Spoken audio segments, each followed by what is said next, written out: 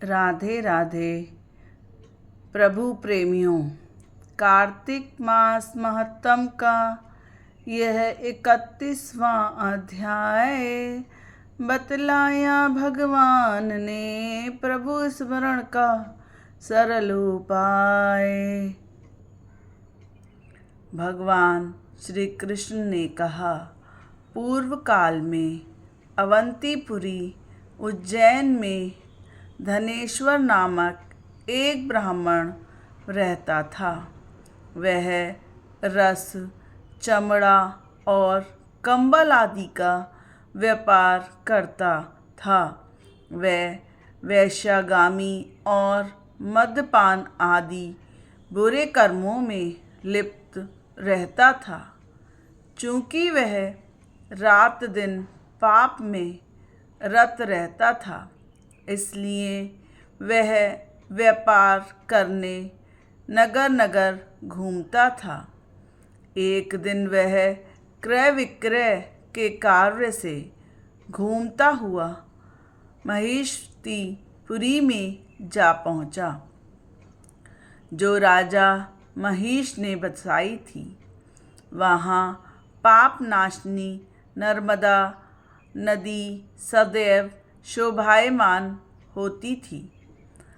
इस माता नर्मदा के किनारे कार्तिक व्रत करने वाले बहुत से मनुष्य अपने गांव से स्नान करने के लिए आए हुए थे। धनेश्वर ने उन सबको देखा और अपना सामान बेचता हुआ वह भी 1 मास तक वहीं रहा।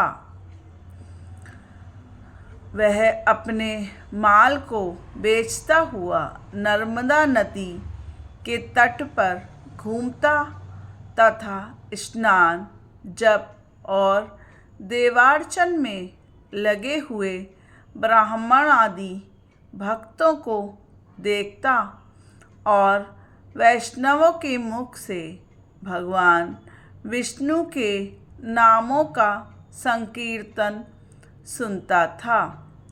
वह वहाँ रहकर उनको स्पर्श करता रहा, उनसे बातचीत करता रहा।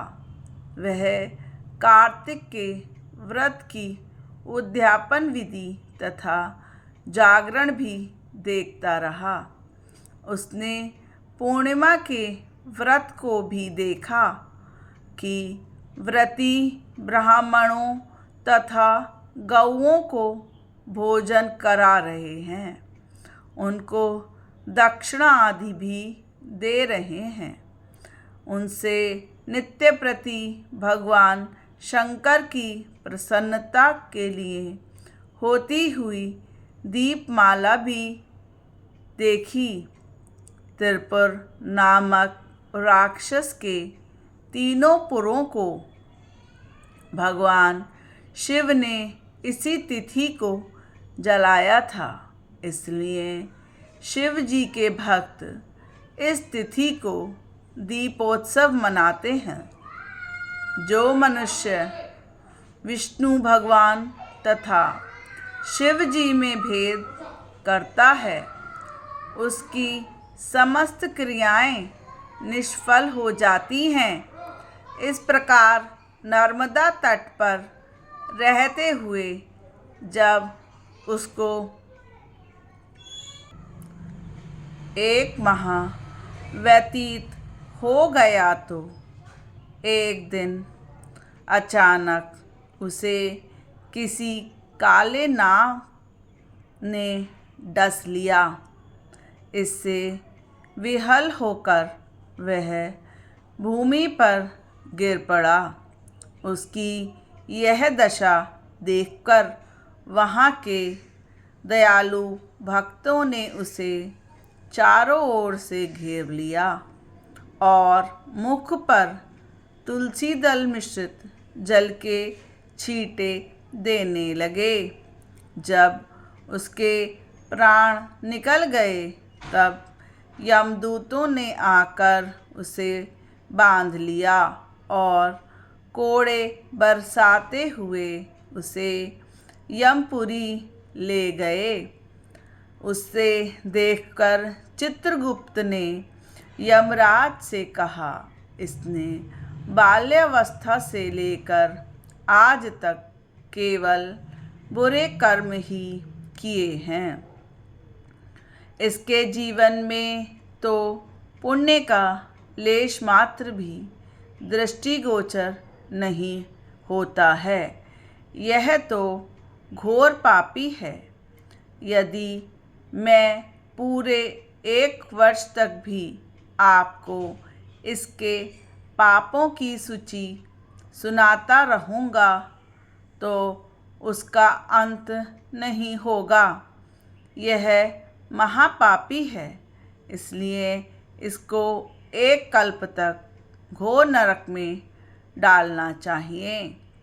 चित्रगुप्त जी की बातें सुनकर यमराज जी अत्यधिक कुपित होकर कालनेमी के समान अपना भयंकर रूप दिखाते हुए अपने अनुचरों को आज्ञा देते हुए कहा, हे प्रेत सेनापतियों, इस दुष्ट को मुद्गरों से मारते हुए कुंभीपाक नरक में डालो।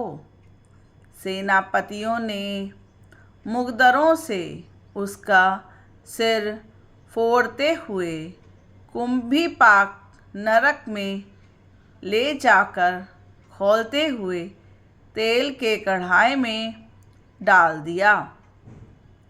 सेनापतियों ने उसे जैसे ही तेल के कढ़ाई में डाला, वैसे ही वहाँ का कुंड शीतल हो गया। ठीक उसी प्रकार जिस प्रकार पूर्व काल में प्रहलाद जी को डालने से दैत्यों की जलाई हुई आग ठंडी हो गई थी। यह विचित्र घटना देखकर प्रेत सेनापति यमराज के पास गए और घबराकर उन्होंने आंखों देखा सभी वृत्तांत यमराज जी को कह सुनाया, जिसे सुनकर यमराज जी भी आश्चर्यचकित हो उठे। इसके आगे की कथा का वृत्तांत हम अगले अध्याय में श्रवण करेंगे। आज तक की कथाओं का श्रवण करने के लिए आप सभी को बहुत बहुत धन्यवाद तथा साधुवाद। आप इसी प्रकार इस चैनल से जुड़े रहें और अद्भुत कथाओं के द्वारा अपने भक्ति का अर्चन करते रहें। अगर आपको कथा में आनंद आ रहा है तो प्लीज़ वीडियो को लाइक तथा चैनल सब्सक्राइब ज़रूर करें। राधे राधे।